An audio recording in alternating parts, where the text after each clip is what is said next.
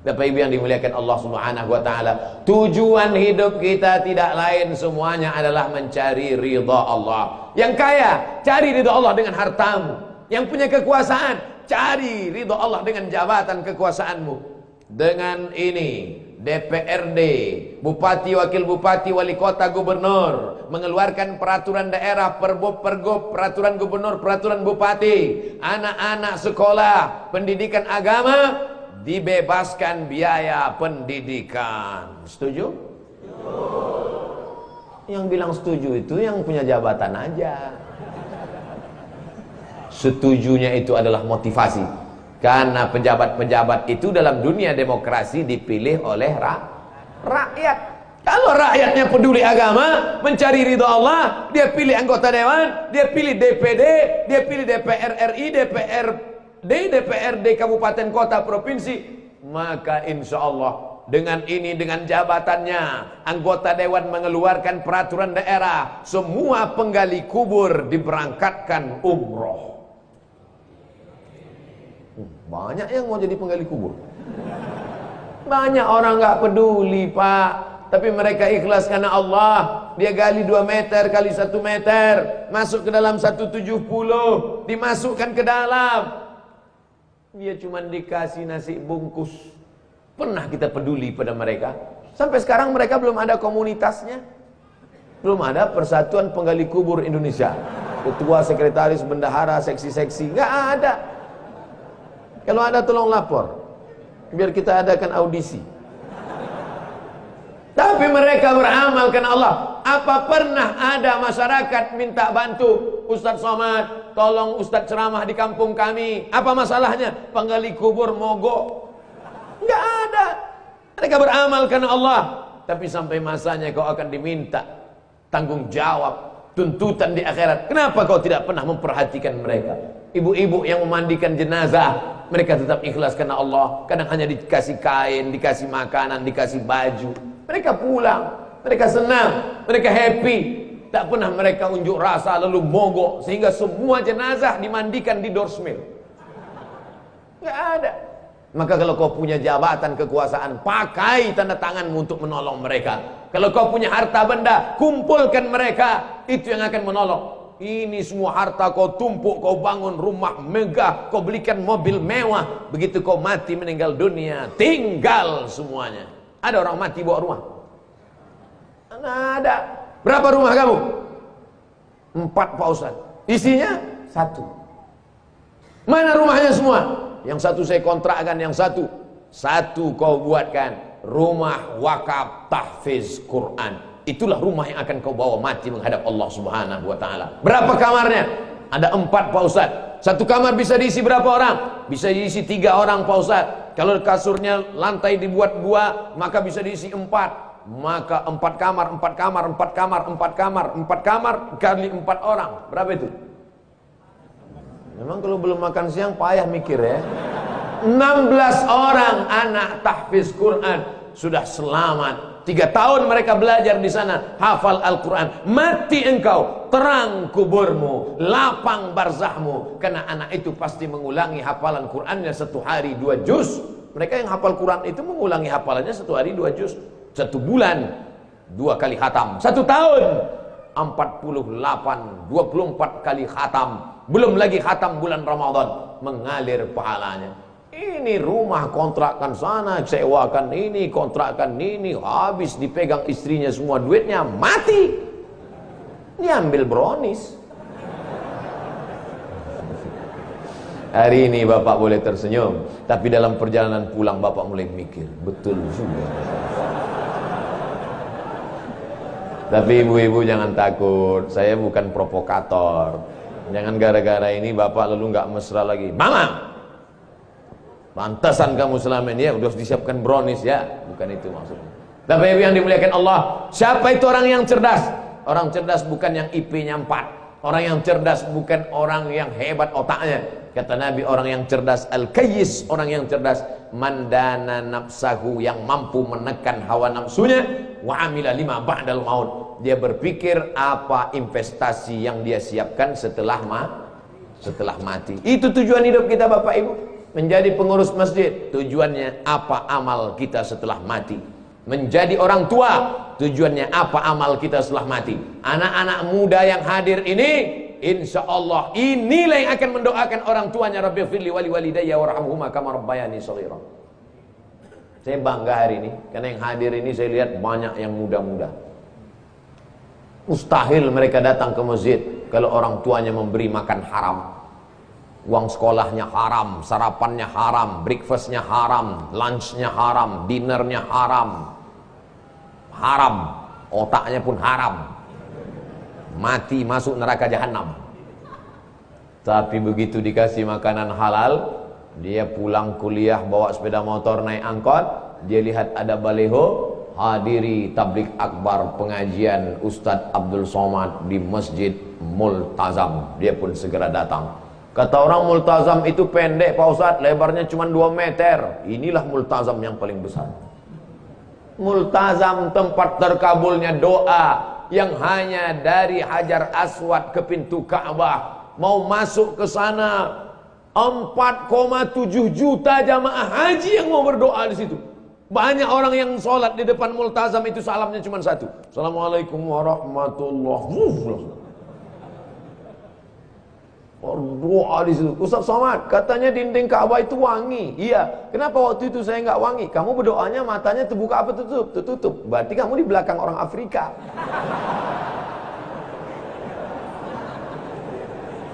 Saudara yang dimuliakan Allah Subhanahu wa taala, multazam artinya mesti.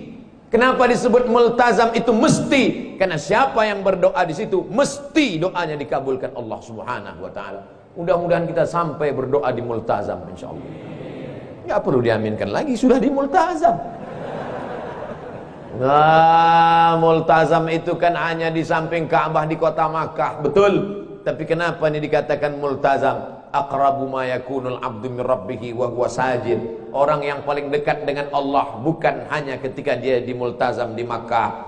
Kalaulah orang dekat dengan Allah hanya ketika di Makkah, betapa tidak adilnya Allah. Bagaimana dengan orang miskin yang tidak punya uang untuk berangkat ke tanah suci Makkah? Begitulah adilnya Allah. Tidak punya uang, dia tetap bisa sampai. Bagaimana caranya? Aqrabu ma yakunul abdu min rabbih wa huwa sajid. Orang paling dekat dengan Allah ketika dia bersujud. Maka datang ke masjid, bersimpuh sujud di hadapan Allah. Di sujud terakhir itulah kau mintakan doa sepanjang-panjangnya kepada Allah.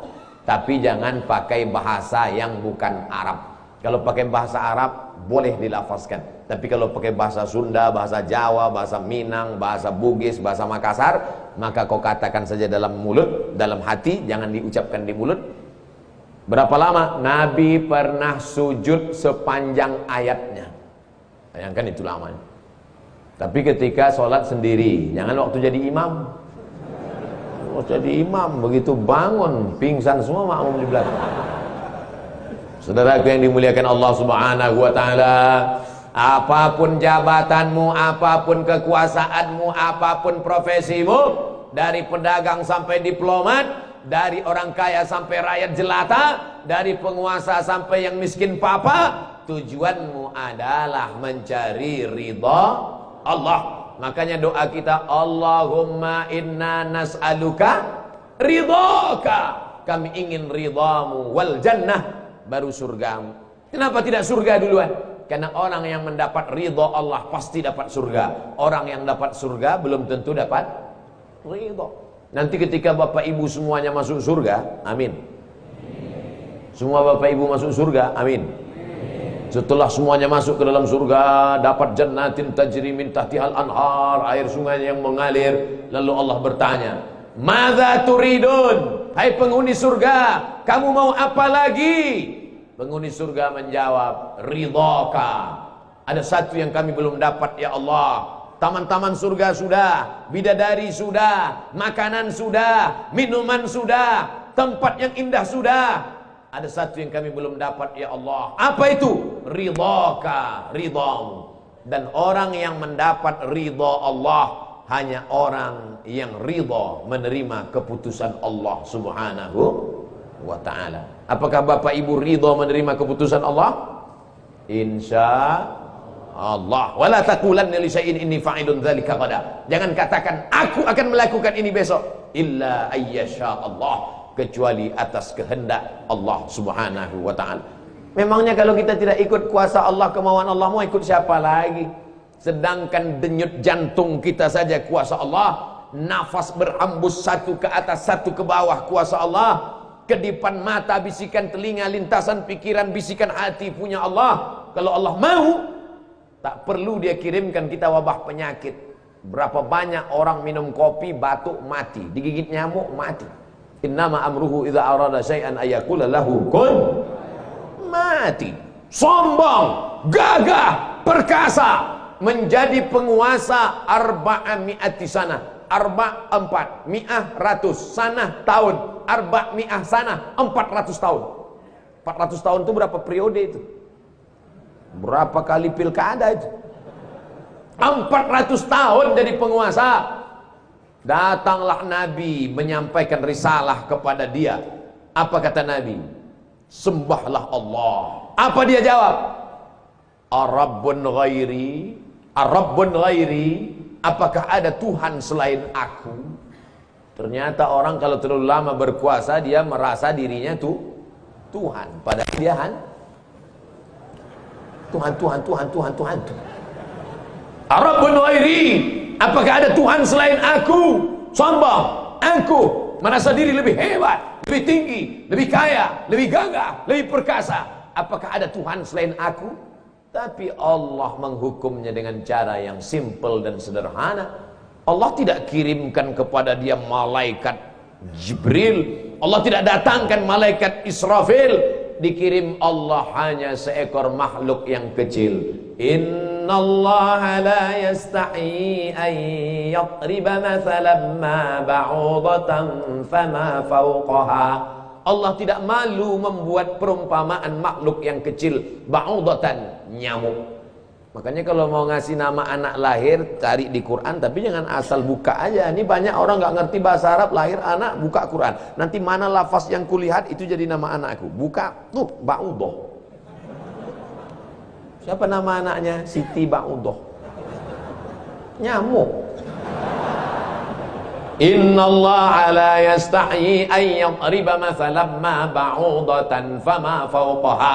Allah tidak malu menciptakan seekor makhluk yang kecil hina, nyamuk. Banyak orang berkata, untuk apa Allah ciptakan nyamuk? Dia lupa berapa banyak konglomerat di negeri ini hidup gara-garanya nyamuk, obat nyamuk. Dan berapa banyak pula orang yang mati gara-gara nyamuk, demam berdarah, disebarkan oleh Dracula.